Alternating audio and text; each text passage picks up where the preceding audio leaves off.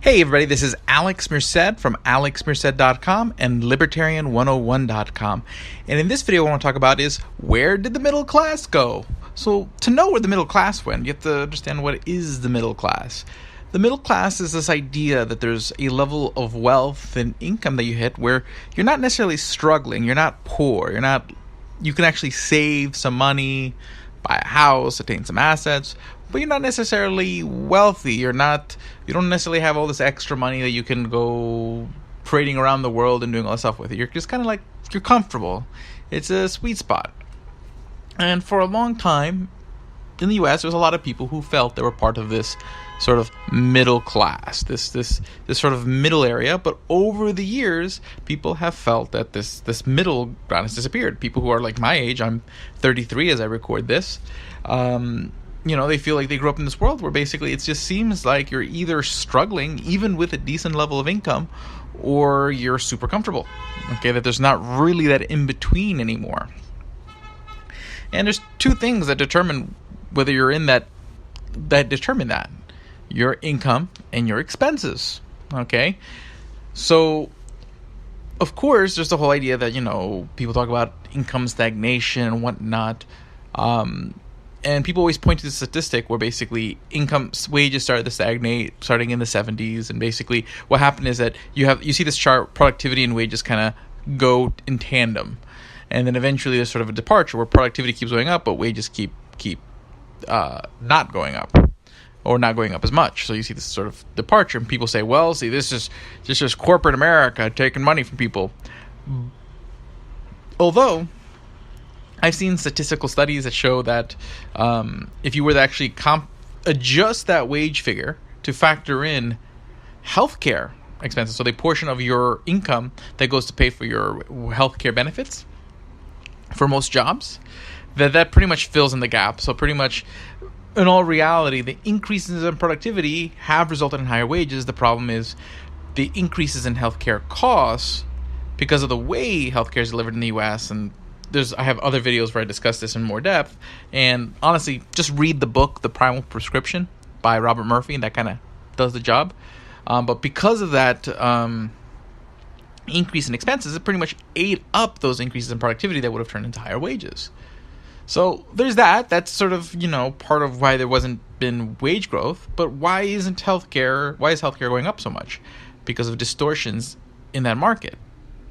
And then there's the same thing going on in healthcare and housing, okay? Because of loan subsidies in healthcare and housing, tuition prices have gone up quite a bit.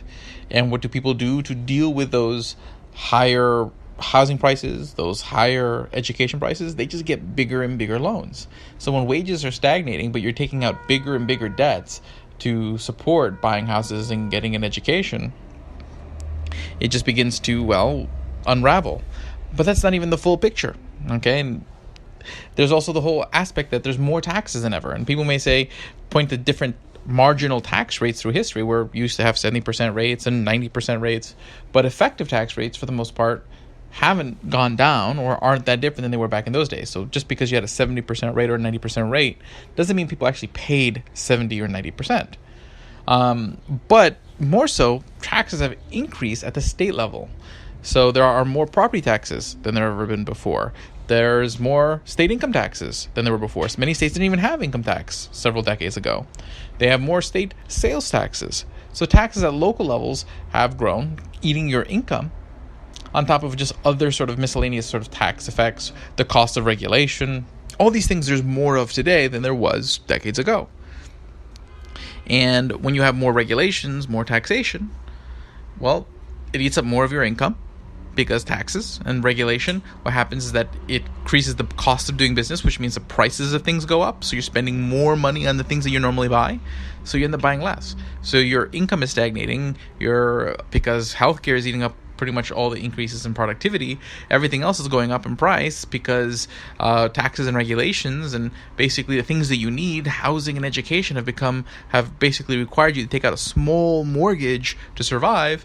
So basically, by the time you have all these things, you're lucky if you're getting by. If you're able to have a house, have an education without being six-figure debt, you're lucky. That's a win. In today's world, you are the middle class.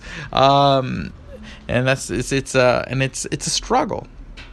And that's just the reality of a lot of bad policies over a long time. A lot of bad policies that oftentimes had good intentions to help people buy a house, and intentions to have people get an education, but resulted in making those things more expensive, resulting in trying to help more people have access to healthcare, but made it more expensive for more people and helped stagnate wages.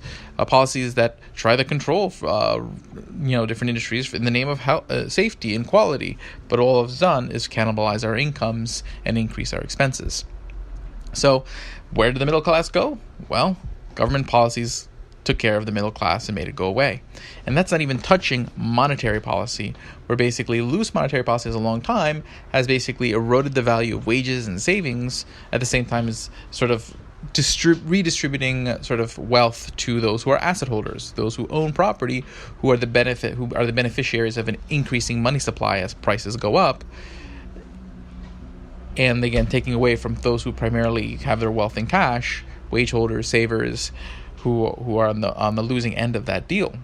So when you add up all these things, the question is, it's pretty amazing that the fact there is any kind of middle class still, because there's so many things working against it, and that just shows you the power of markets and individual determination. That the fact that there's still any kind of middle anymore. So my name is Alex Merced from alexmerced.com and libertarian101.com. Have a great day and enjoy.